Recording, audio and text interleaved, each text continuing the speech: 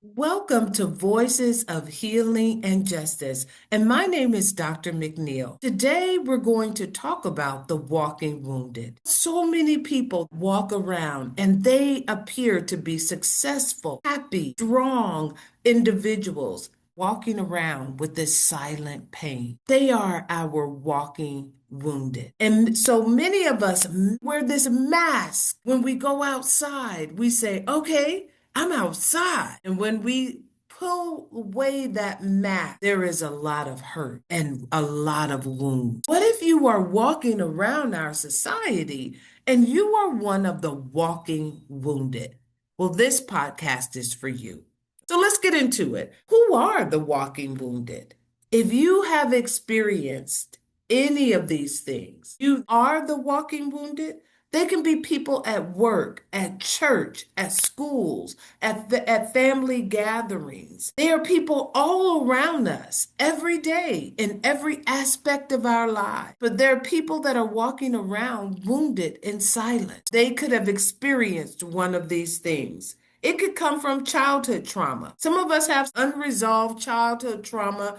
It could be from rejection. It could be divorce. It could be someone that is experiencing a death of a loved one. It could be from betrayal. It could be from foster care or from family expansion. It can be from abuse or from a chronic illness or chronic disappointment. Individuals who are experiencing financial hardships or poverty.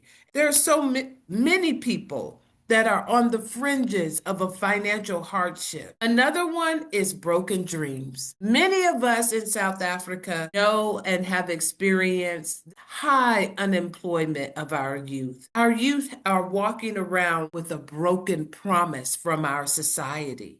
Many of them have already graduated from the university. They've already graduated from TVIP, and they're out here in our society and they cannot find a job. How many of our youth are walking around with a broken dream? They dress up every day, they laugh every day, they go to church, they go to family gatherings. They're a part of our society. But how many of them are walking around with a broken dream? These are members of the walking wounded. These wounds can impact us in various ways. They can affect your relationships. They can affect your parenting.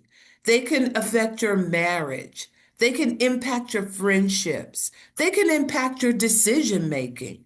They can impact your career, your confidence, your physical health. And now we want to talk about wearing the mask. I am Black American, and a Black woman in America is from the moment that we are able to walk or run. We are taught to be strong. Never let them see you sweat. Be your best on the outside. And my grandmother was cold with it. Woo, my grandmother was cold with it. My grandmother had experienced so much hardship and she had to keep moving, keep being strong. My grandmother was a mother of seven. And my grandmother would tell you this. Cry blood. Can you cry blood? Because if you can't, then you need to be strong and keep it moving. So many of us didn't grow up with that harshness, that, oh, cry blood. But many of us grew up with be strong. And here in South Africa, I hear that same sentiment among African women. Be strong, especially among the Black South Africans. I hear that a lot. Our colored South Africans, and I hear that a lot. I'm a colored woman. I have to be strong. So a lot of us are raised with this notion that we must be strong. So we wear the mask. Something can be hurting us. It can be ailing us. It can so much a part of our daily life. But we're asked to put on a mask, wear a smile. What are some signs that you are living with a wound? So let us now take the time to explore some signs. What are some signs that I am among the walking wounded? The first sign is that you have constant emotional exhaustion. You are exhausted. You have no more to give. You feel disconnected.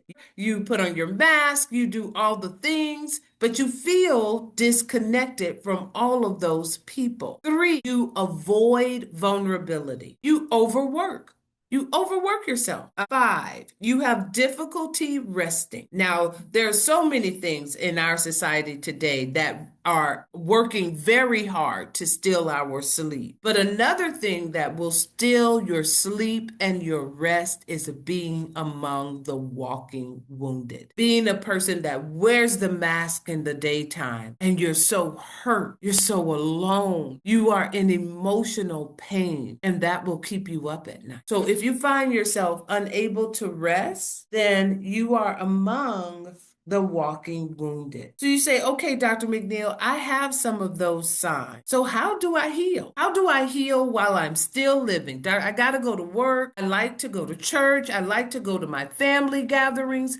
How do I heal? One thing is to give yourself permission to grieve. And if I were to be honest with everybody here on our podcast today, since I turned 53, I cry. I cry so much, I didn't even know crying like that was a thing to do. But if something hurts me, I give myself permission to not only grieve, but to cry. I give myself permission to say, this really hurts me. And I would never do that before. It took me 53 years to learn that. And I hope if you can hear the sound of my voice, I hope that you can really hear all of the tools in this podcast and not let this take 53 years for you to learn how to grieve and cry. Let us heal. Let us resolve it. Okay? How do you heal if you're living with a wound? You can go to therapy. You can contact our clinic. If you need to get the tools, don't be afraid to pick up the phone and call our office and get the tools so that you can live. You can have prayer and spiritual healing. You can do both. Therapy doesn't have to exist in isolation of prayer. Your religious faith and therapy go together. You can journal. You can set healthy boundaries. You can tell people, I just don't have the capacity today. I can't take on any more. Not another thing can I take on. You can say that, and that's okay. You can learn how to say no. And if you're struggling with that, we covered that last week. We covered that, and you can go back and watch our video that no is a complete answer. And then finally, you can ask for help. All right, so now we're going to give you some nuggets of encouragement. While you are among the walking wounded, I would love for you to acknowledge that your wound is real. It deserves acknowledgement. It deserves any manner in which you want to resolve it. Therapy, journaling, walking, saying no, setting healthy boundaries. Any way you want to resolve this is great. This is your life. This is your journey. You can use any of these tools so that you're not among the walking wounded. Okay? And the last nugget of encouragement that I want to give to you is to take the time for yourself. Take the time to take stock of what is happening for yourself. I have this emotional pain. Is this impacting my marriage, my family, my children, my parenting, my career, my friendships? Take the time to take stock in yourself. Please hear me when I tell you that you are important. Behind that mask, you, with no makeup, with your bare face, you are important. Take the time to take stock in yourself. So please take time to take an assessment of yourself. Count yourself worthy. I am worthy to fix this. In whatever manner you choose to fix this, therapy, journaling, walking, a spiritual, a combination thereof, therapy and spirituality, you're worth it. Every single moment you're worth it. So I want you to come from behind the mask and let us heal your emotional pain. Thank you so much for joining us on Voices of Healing and Justice.